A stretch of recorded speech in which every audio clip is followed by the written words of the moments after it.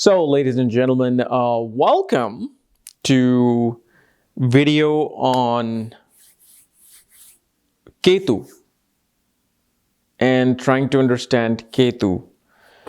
And the reason why I'm making this video because on my Facebook just 3 days ago, I put a post saying that, what do you guys want me to make a video about? Let me know, and whichever one gets the highest vote, I'll make a video on that. So this particular comment right there, where this person wanted to know about the details of Ketu, got the most votes. So what am I to do? You guys are in charge. You guys are the boss. So she wanted to know, is Ketu always bad with transit? Is Ketu Dasha always bad? And how do we really understand Ketu and Rahu? So I'm not Rahu, I'm sorry, Ketu, the south node of the moon. Okay, so we're gonna try to understand that today in the most simplest form, nothing complicated. Okay, and as always, if you're new to my channel, check out the links here where my full astrological report is, so you can see where your Ketu is sitting, including my books and consultations, and a link to my academy, Magha Vedic Astrology Academy, where you can pretty much learn 0 to 100 of astrology in no time. So, the south node of the moon, Ketu. So, the first thing that we wanted to, or you guys wanted to know, is Ketu transit always bad? See, this is a perspective which depends upon you. What is your lifestyle? It all depends on the lifestyle of the native to really see, will this dasha will be good or bad? Because I don't know, when I was talking about this, actually I was talking about this with Saturn in the Navamsha video. What I was saying is that it is always advised to lead and live a simple life, okay? With not too many gadgets and gizmos, not too many fancy things, not too many name brand things, not getting caught up in the hype of the latest thing. Okay, why? Is it because it's a morality issue? Is it because it's some spiritual law or something? No, I mean, if you read about, gods and goddesses even in the Vedas, they are the gods and goddesses who love the lavish things, who love the heavenly things, who love to party. Whether it's Indra, whether it's Bhaga, they want to party. So, and Indra is the gods of gods. So there's no morality issue here. The reason why we as human beings are simply asked and requested to lead a simple life because of the transits, because of the time periods known as dashas. Because what happens is when you have too many things around you, when you have too many things that you have attachment with, it is bound to be getting away from you. Whatever you get is bound to get away from you. Guaranteed. I can guarantee you that much and sign it. Whatever that you love, whatever that you care for, whatever that you're attached to is bound to get away from you. So now imagine this. I have 5 cars, 6 houses, okay? 4 wives. Let's say I have all these things. And I'm attached to all of them. I love all of these things dearly. Every day I count my blessings. But what happens is, when their time comes, they all go. All the fancy cars that I had, all the women, let's say I was married to, all the homes that I had, they all just went. What will happen to me then? with this extreme amount of attachment? Well, as much as I'm at the extreme high, now I'm going to be at the extreme low. And now imagine this. I had one car, simple car, one home, one wife, and not too many amenities. Whatever basic stuff I need, I have that. Now let's say when a transit, a time period comes of a planet, and it strips away most of it, I'll be like, did I really lose something? I thought I was supposed to lose something. Oh, my car broke down. Okay, I need to fix it again. It's going to cost me what? $120 to change the carburetor, this or the battery? Okay. Now, if I was my previous version, a transit came, one car broke down, two cars were repossessed, because obviously the money came down. Then I'll be like, oh my God, I'm having havoc in my life. This is the most havoc transit of Ketu I'm dealing with. But if Ketu came in your life and you were not mentally and emotionally, why? Because Ketu and Rahu are nodes of the moon. They always affect the mind. If mentally and emotionally I'm not attached to the possessions that I have, and I don't even have possessions to be attached to, when Ketu comes, they'll be like, well, I don't really have much to take from you. Maybe except this. Fine, give it to me. I'll take it. And then when you lose, instead of losing 10 things, you lose one thing. You're like, okay, well, fine. I'll save up again and I'll get it. But that's where you and I come into play. The problem that we have, we want the fancy things. We want the fancy watches. We want the fancy cars. We want the biggest and the baddest home.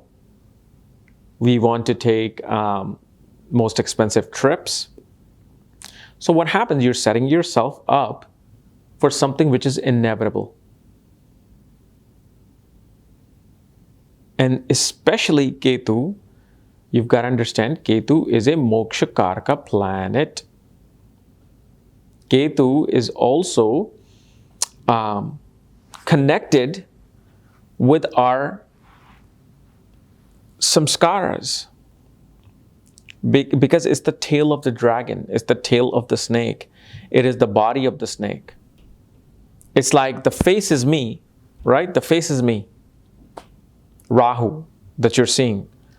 But the body is the lineage through which this face has come from. It's the lineage that the face has come from. That means if I am attached to this one thing called the lineage, the burden of the lineage, that means I have got to pay some karma back for that lineage. I got to pay my own karma back that I have accumulated from past lives. But because I'm now attached to this lineage that I'm coming through, I've got to pay some of their karmas too, so that those ancestors and souls can find some peace. We all share the problems.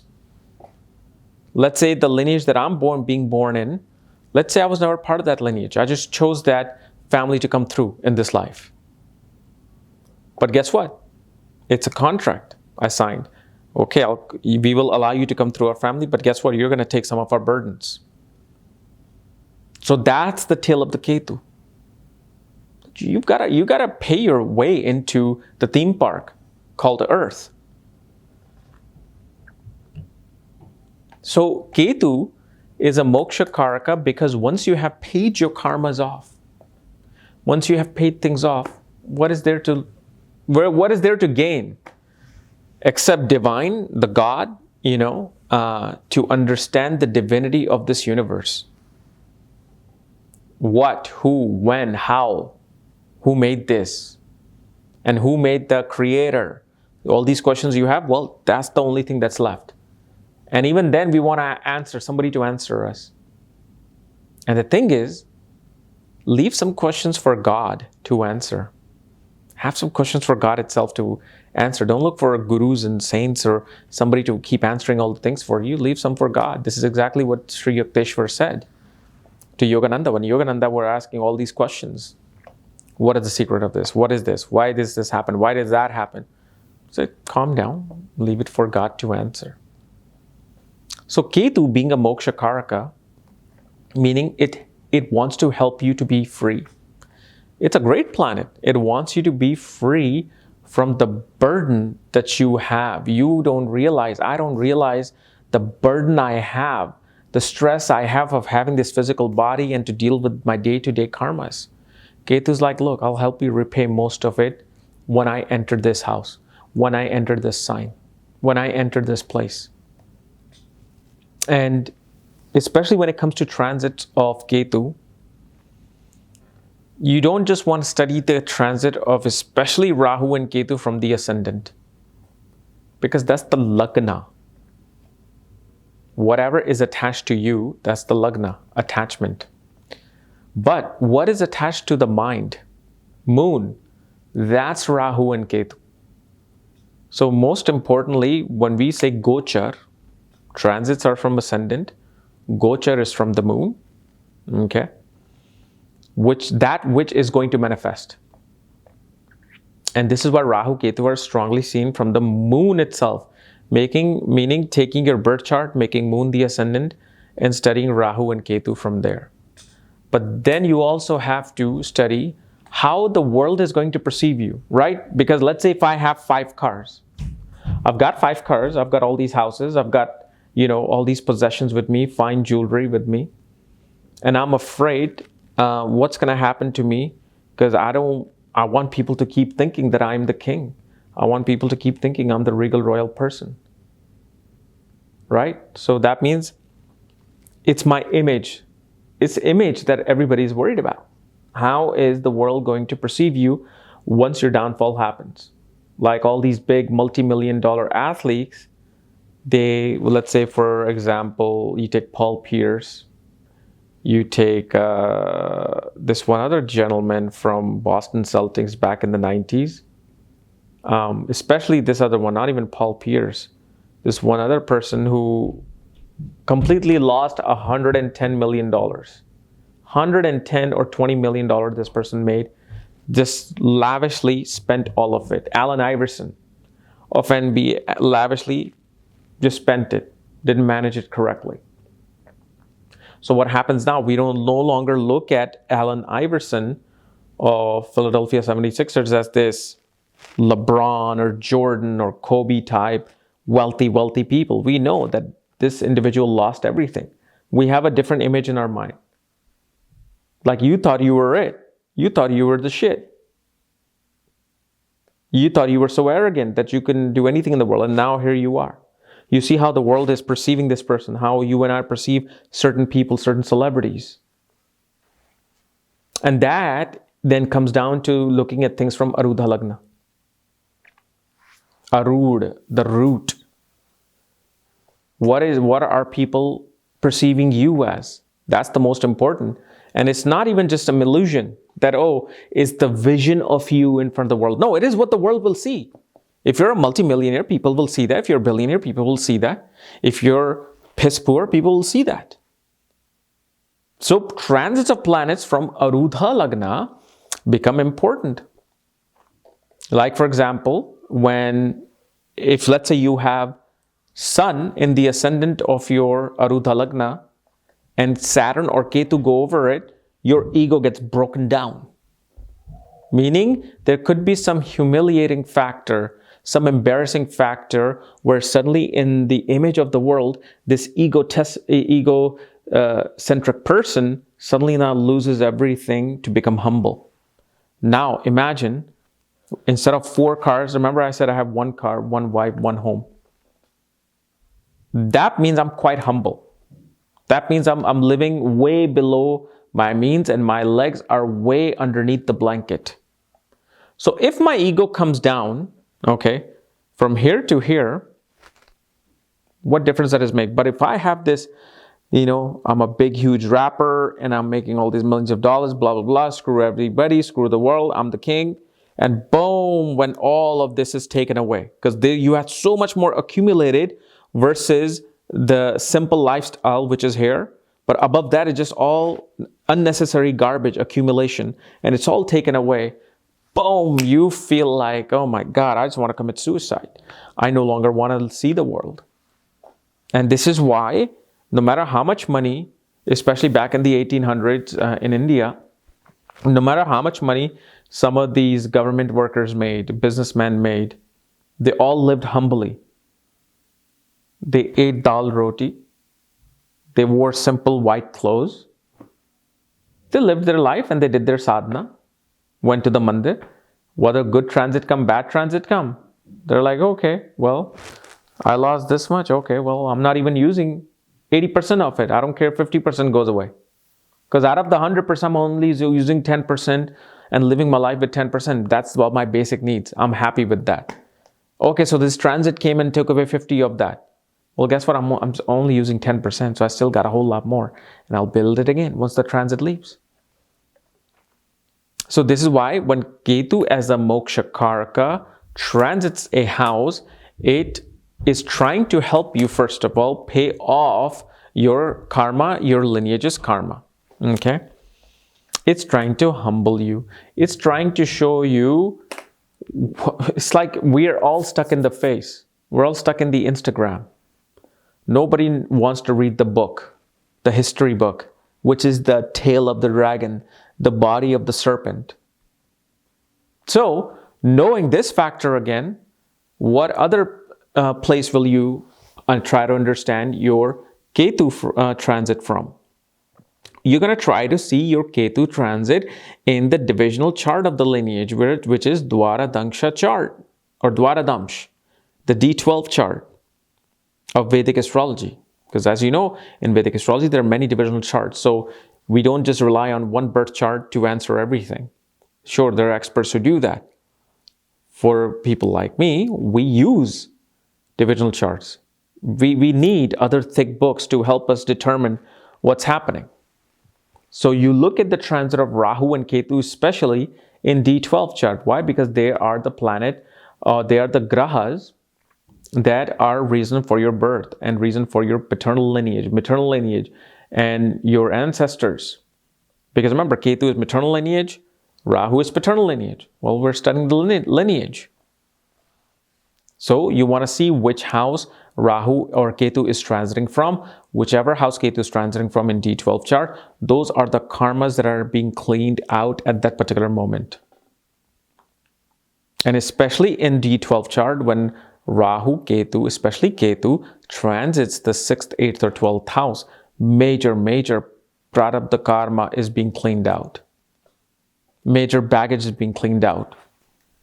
But again, I will come back to that same point of being humble, living a normal, okay life, not having too many ambitions, because it's trying to clean all these things out. It doesn't care for your ambition. It's trying to just clean out. Its job is to clean things out. And if in sweeping those karma, it's sweeping away your fulfillment of desires, I'll do that. Then you also, the other point is why is Ketu like Mars? Okay, why is Ketu and Mars are alike? Well, first of all, you got to understand Mars is always a planet that punctures other planets. No matter if it's a friend or enemy, whoever it sits with is going to bring some heartache, some broken heart through that planet that it's conjunct. Mars represents bloodshed. Mars is one of the most violent planets. Mars represents conquering the land, trying to conquer something. Your actions, right? Mars is energy and action. Ketu, on the other hand, is the land you have already conquered. The land you have already conquered, which is your past things. So again, there's a future land that you're trying to conquer through Mars, past land which you're trying to conquer through which you have already conquered in the past. Then Mars represents violence and sharp objects. Ketu is also violence, sharp objects. Why? Because Ketu take actions without intelligence. Ketu doesn't have the head. That means it's kind of like a chicken with his head cut off running around. And when you do not have the head, it'll just take blind actions without any consequences. We're not realizing the consequences. This is why more than Rahu, it is Ketu that creates mass murderers. Mars and Ketu. And especially the blind obsession. Obsession is seen through what? Nakshatra of Rohini. Jyeshtha, the opposite.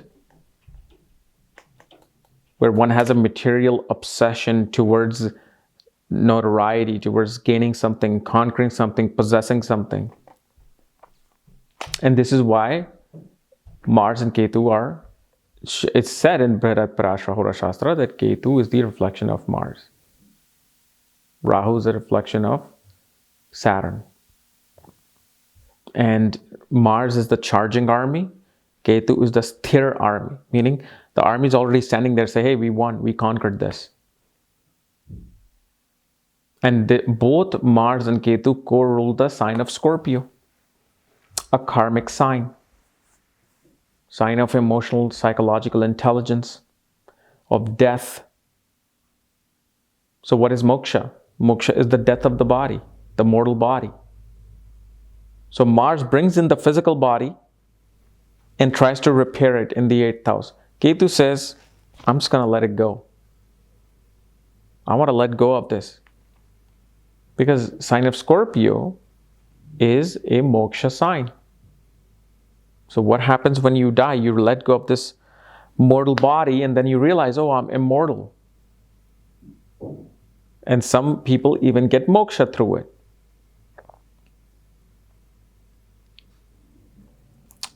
And then the other thing is you wanted to discuss was Ketu's transit in 2019, which is going to be happening in Sagittarius after March.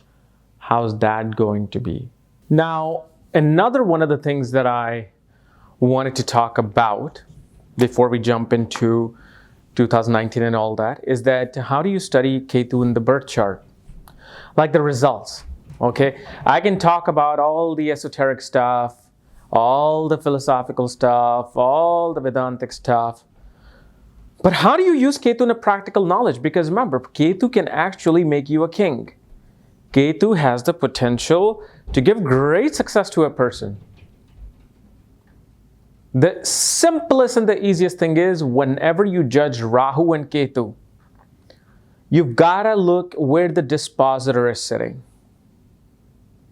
So let's say Ketu is in Sagittarius in 2019. Let's say you had Ketu in Sagittarius in your birth chart. Okay, let's make it simple.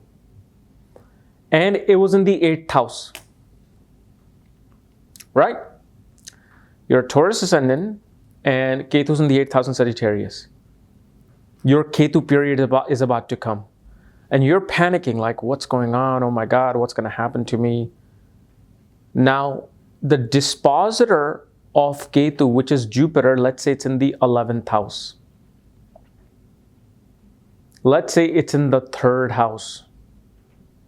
It's in any one of the quadrant houses or trinal houses. Okay? Ketu will give result of that Jupiter. So wherever Jupiter is sitting, look what Jupiter is posing as. So let's say Ketu is in the 8th house in Sagittarius, Jupiter is in the 11th house in Pisces. When Ketu period starts, you can suddenly have gains in life. Sudden recognition, achievements, awards. If Jupiter is in the ascendant in Taurus, definitely you'll find money through insurance, money through inheritance. You're going to discover things. You're going to discover treasures, other people's wealth. You may even have secret affairs. You know, let's say Jupiter is in the 3rd house. And Jupiter is in its exaltation position in the sign of Cancer. Ketu is in the 8th house in Sagittarius. Shows that you're going to find positive transformation suddenly by traveling and through communication. You'll suddenly get interested in writing.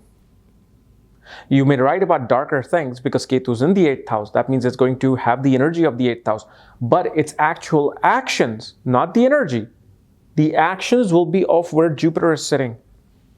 Now, here's one thing that I will show you that has worked for me, at least.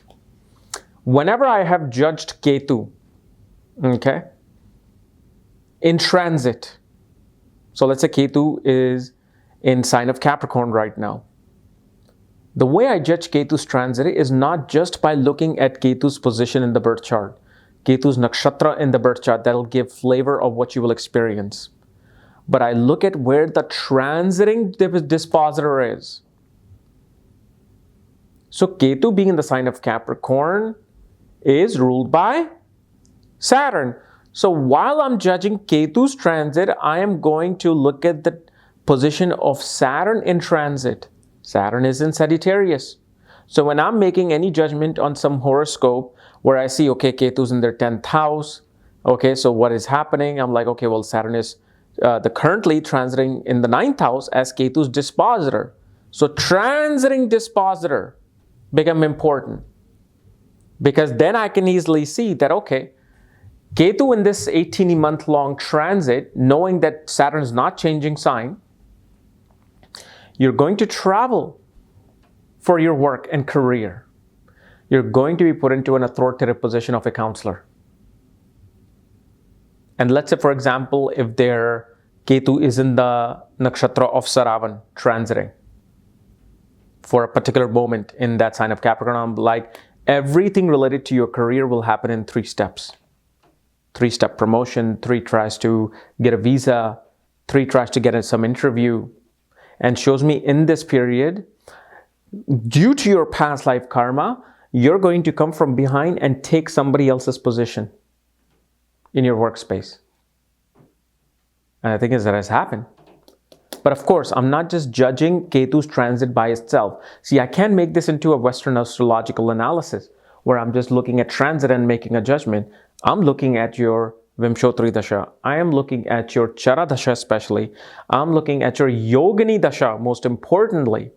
Because I work with 3 dashas, sometimes even 4, like Navamsh Dasha or Shulya Dasha. I work with that. Then, especially in terms of sustenance, wealth, okay, I also look at Ketu's position or planetary position from Indu Lagna. It is part of the Jaimini astrological concept of Indu Lagna. And of course, I don't know how to calculate it. Of course, I have the software who calculates it for me to look at Indu Lagna. But if you want to just stick to the basic, the most simplest way, always look at Ketu's dispositor, the nakshatra, okay, in the birth chart and in the transit. But especially in the birth chart, let's say you're not looking at transit of Ketu. You're just looking at the birth chart Ketu. Look where the dispositor is. Like I was telling you, Jupiter could be in the ascendant. Okay? Let's say I'll give you a scenario. Ketu is in the 8th house in Sagittarius. Jupiter is in the ascendant in Taurus. You've got Mercury in the 12th house. You've got Venus in the 2nd house. Okay? And then Moon is in the 7th house for this particular scenario. So I'll clearly know this is going to be the biggest dasha, biggest time period of Ketu for this person in positive terms. Why? Because the dispositor of Ketu is creating Chandra Adi Yoga. When planets like Mercury, Venus, and Jupiter are 6, 8, 12 from the moon. Or let's say if they're bunched up together in the 7th house or 8th house or 6th house or 2 in 1 combination of 6, 8, and 12 from the moon, I know this is going to be a great period for this person. So you see how judgment of Ketu I'm making by looking at Jupiter in the ascendant and seeing what yoga is forming. And besides Chandra Adi Yoga, it's also causing Gaj Kesari Yoga. Sometimes it can only cause Kesari Yoga because the ascendant lord is not involved. Only when Jupiter and Moon are in the ascendant or conjunct the ascendant lord, then it's a Gaj Kesari Yoga. So in this case, it is a Gaj Kesari Yoga because it's in the ascendant. It's going to give much, much better results compared to just Kesari Yoga. Then look at the nakshatra lord of Ketu. So let's say Ketu is in Sagittarius. and Ketu, let's say, is in Purvashada Nakshatra, ruled by Venus. Well, guess what? I'm going to look at where Venus's position is in the birth chart, which means what yoga Venus is forming. And Venus is in the second house. So I already automatically know there's two yogas being formed by Venus. One is Chandra Adi Yoga, because it's becoming part of the yoga with the moon.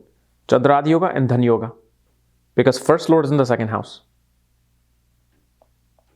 So again, it becomes like a double tick of two excellent yogas with Ketu. So if your Ketu Dasha is coming, I'll be like, why are you scared? You're going to go to the highest position.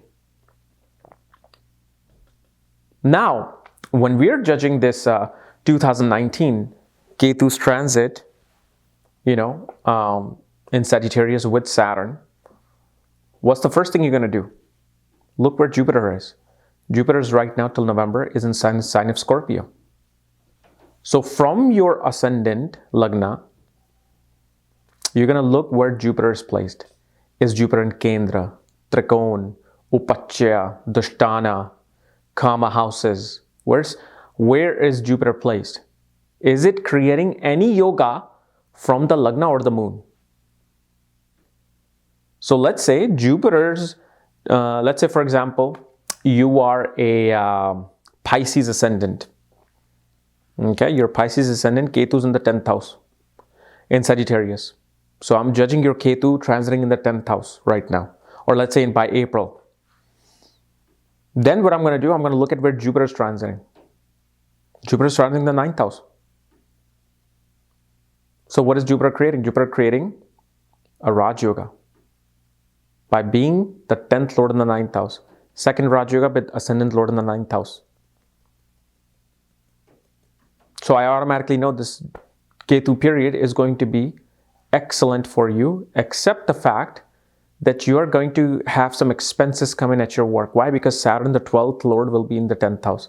But also Saturn is the 11th lord. Recognition will come in, expenses will come in, achievements, awards will come in, foreign travels will happen due to your career. Because not only the 12th lord is in the 10th house of your career right now as a Pisces ascendant, but 10th lord itself is in the 9th house of travel, long distance travel. You're also going to look for a mentor in this time period, because disposer is in the 9th house of gurus, counselor, mentors, father. You're going to seek advice of mentors in this time period. But one thing that we see on the malefic side of Ketu Saturn, your actions, majority of the actions in this world will be senseless. Senseless actions, careless actions, no thought before the action is taken. Like in this period, let's say a government is, let's say especially North Korea, my goodness, Kim Jong-un, God, let's say he has a Sagittarius ascendant, he looks like that. It's transiting in his ascendant. Okay? Trump pisses him off. And because it's transiting in his ascendant, in his head, the head now temporarily cut off because Ketu's there. And the karma, the action lord, the karma lord, Saturn comes in. Okay? Karma has to be performed. And because Ketu is that reflection of aggressive Mars, taking action senselessly, and the karma is there, that karma has to be performed. He'll be like, that's it. He's going to press the button on the nuclear weapon or whatever missiles he have. Okay, that's it. I'm going to send him to Hawaii, or I'm going to send him to, west coast of US. I don't care what happens now. Boom. Let's start the World War III. Sporadic actions. Now, those sporadic actions can happen in your own personal life. Why? Because for a Sagittarius ascendant, Jupiter till November will be transiting the 12th house, where you're going to be asleep. Your actions are going to be asleep. The dispositor of Saturn and Ketu both is in the 12th house of subconscious and dream, of expenses, isolation, being in the background. So there's no help. There's no help from Jupiter until after November, I believe November 4th, if I'm not mistaken. Jupiter comes into the sign of Sagittarius. And after that, it'll be able to control its home. But also, because of the fact transiting Ketu, Saturn, and Jupiter are going to be in the sign of Sagittarius, it creates a temporal enemy situation. It's funny, I'm actually teaching that in my academy right now at Maga Vedic Astrology Academy about temporal relationships, where two best friends in a certain house from each other will become extremely good friends or neutral. Two enemies can become bitter enemies. Neutral planets, friend and neutral, can become enemies or become neutral. All of these scenarios, I'm actually teaching that. So it's hard for me to explain that right now unless you have some deeper understanding of astrology. But whenever planets are judged in the same house, they become temporal enemies in transit. It's like too close for a comfort situation happening. Like, like your roommate is there and like, oh, man, I can't stand this person. I can't wait till I move out of this house and go to the next zodiac sign. So that's the scenario. But the thing is, Jupiter is a natural commander-in-chief. Jupiter is not just a guru. Jupiter is a economist. Jupiter is a general. Jupiter is a banker. There's going to be a strong control over the money and financial situation during this time, whether it's personally or globally. For an Aries ascendant, Ketu will be in the 9th house. Dispositor of Ketu, Jupiter, will be in the 8th house. There will be sudden transformation and change in your belief system for 18 months, or at least till Jupiter comes into the 9th house. Not 18 months, it will be like 8-9 months. But you will suddenly want to go towards divinity more than religion. You're going to feel this natural separation from counselors, advisors, gurus, father. You're not going to be looking for their advice so much. You're going to rebel against their advice. Why? Because Jupiter is in the 8th house of rebellion, being a rebellious. So you see how I'm looking at, and you can judge this with any transit actually. I specifically use it for Ketu and Rahu, especially Ketu, but you can judge any planetary transit. Or let's say if you're in a dasha of Ketu, Ketu's in Cancer, okay?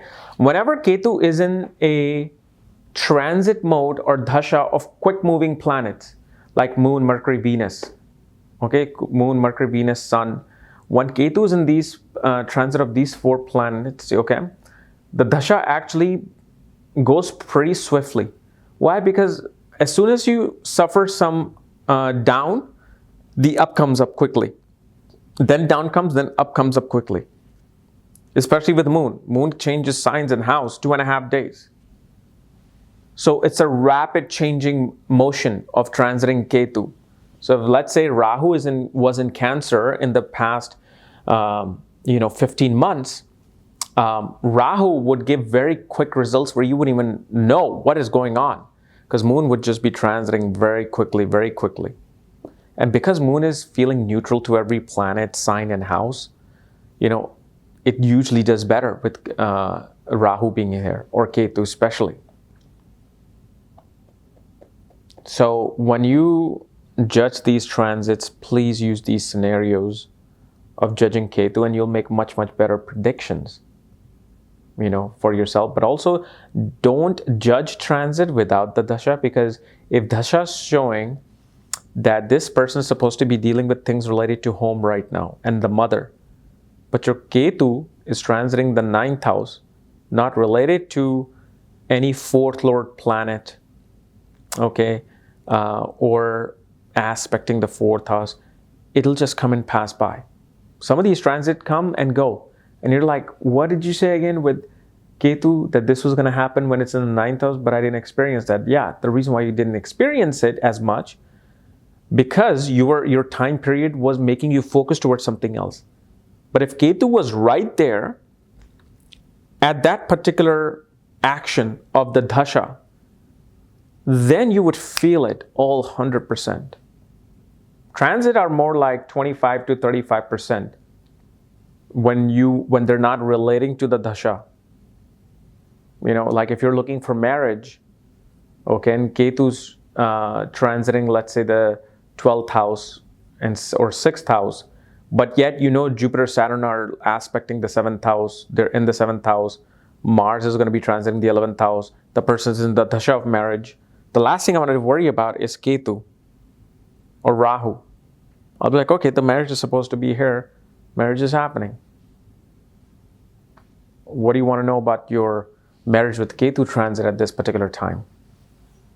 So it all has to be relevant with the time period of Ketu.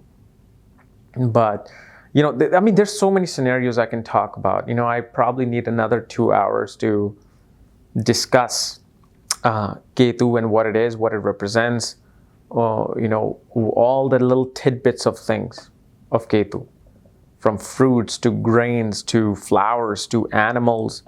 What is Ketu representing? These things can take so long. But of course, I've already discussed all this on my school. So, the most of the information is there. And I don't even have the handout with me right now to tell you guys that.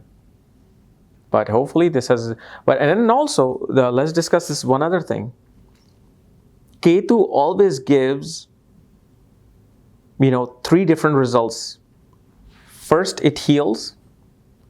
Then it bonds you, and then it uproots you. First, it heals. Then it gives you bondage. Then it uproots you. Why? Because when Ketu transit are being judged constantly in each sign, all the 3 nakshatras will somehow become active, which is Ashwini, Magha, and Mula. Bondage is the bondage of the lineage, Magha.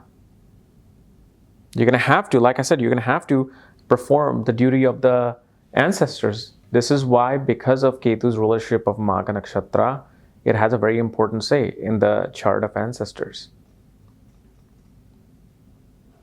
Okay, but use this scenario and you will get this coming transit of Ketu and Saturn, although I've already, I believe, made a video on it for the ascendants. Or have I? I'm not sure.